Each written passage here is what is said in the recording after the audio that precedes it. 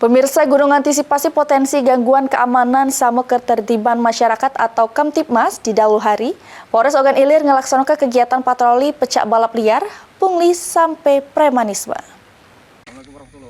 Selamat pagi. Dipimpin Kanit Patroli Aibda Beni Harmoko dengan melibatkan personel patroli R4 sama R2. Patroli rute menyasar beberapa titik rawan pecah BSB sama kawasan kampus Unsri Indralayo.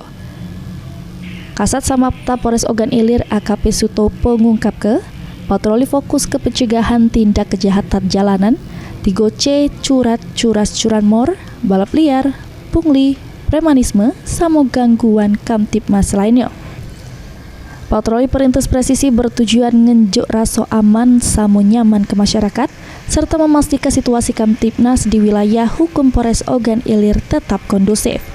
Serta diharapkan bisa neken angka kejahatan sama ngenjuk rasa tenang bagi masyarakat yang beraktivitas di Daluhari.